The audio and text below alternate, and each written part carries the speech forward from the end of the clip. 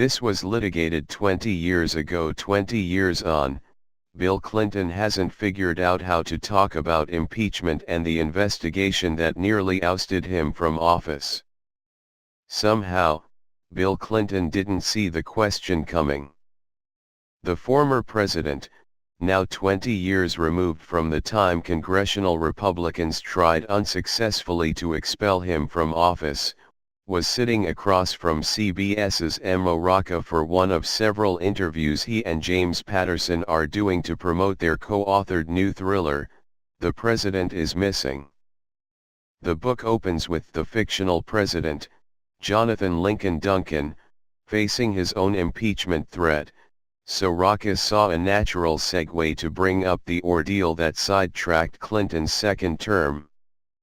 How do you look back at your own impeachment? Rocca asked. Clinton seemed taken aback. He paused.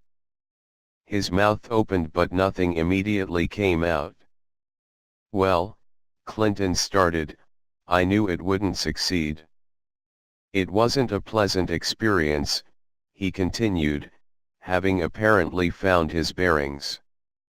But it was a fight that I was glad to undertake. They knew there was nothing impeachable. And so, we fought it to the end. And I'm glad. Clinton may be glad he survived the partisan battle, but he evinces no joy in revisiting the topic now, however predictable it may be that it keeps coming up. His impeachment is a wound that hasn't healed.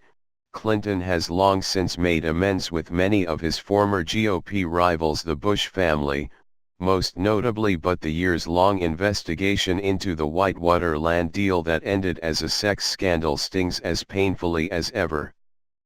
And all this time later, he still hasn't figured out a way to talk about it. It is the topic interviewers dare not broach as raw now as it was 14 years ago, when the former president jabbed his finger at a pestering Peter Jennings and said, "You don't want to go there."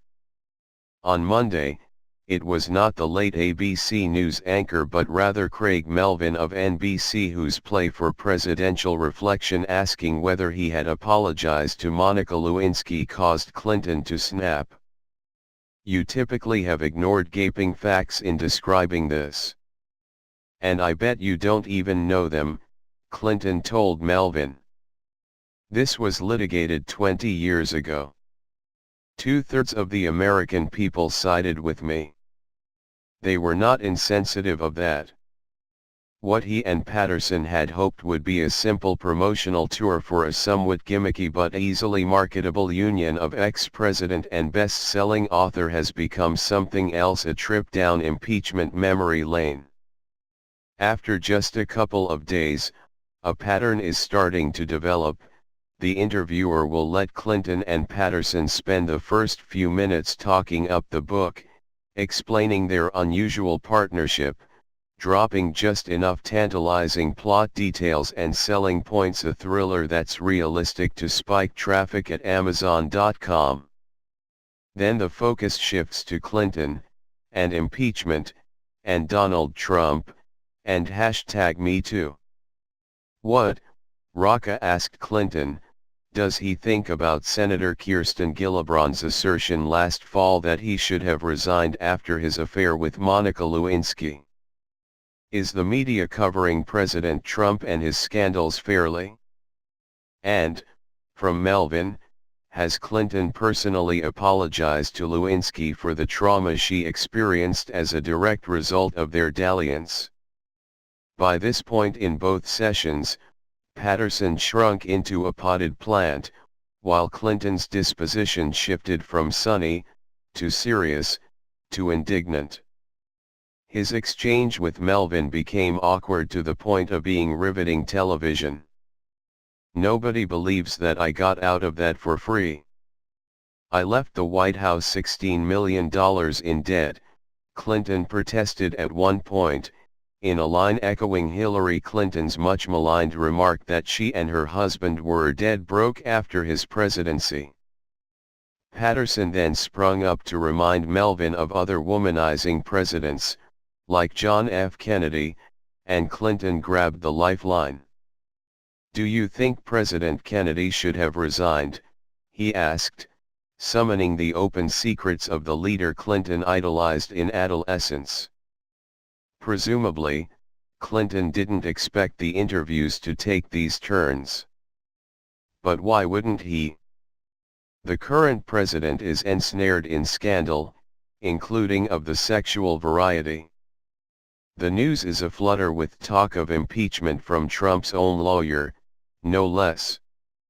And here comes the last president to face impeachment, who happens to have just co-authored a book about a president facing the threat of impeachment. That's not to mention how only 2 years ago, the sordidness of the 1980s and 1990s became a dominant storyline in the campaign that blocked Clinton's wife from winning the office he once held. Clinton, now 71, is no longer the practiced politician he once was, and he was probably right when he said in both the CBS and NBC interviews that he'd have trouble winning an election today, though not for the self-congratulatory reasons he cited.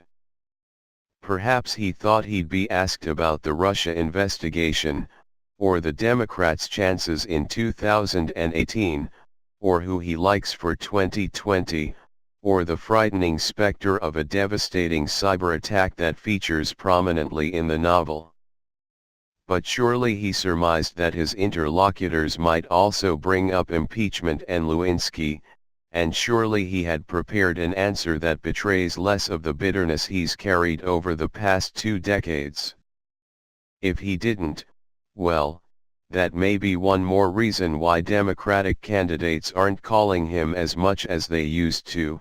He's not as politically nimble anymore, and his inability to reflect on his own self-inflicted scandal looms as a much larger liability now.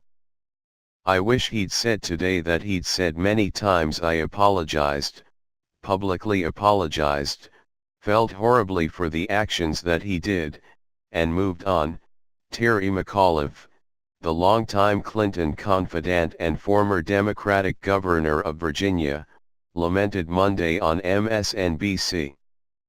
Clinton was supposed to be back in the White House now, making his own historic turn as the nation's first gentleman. When that plan fizzled in the shock of 2016, he took his long ex-presidency in a different direction, scratching an itch to write, or co-write, fiction. But what Clinton has discovered, to his evident dismay, is he's not finished reliving history just yet.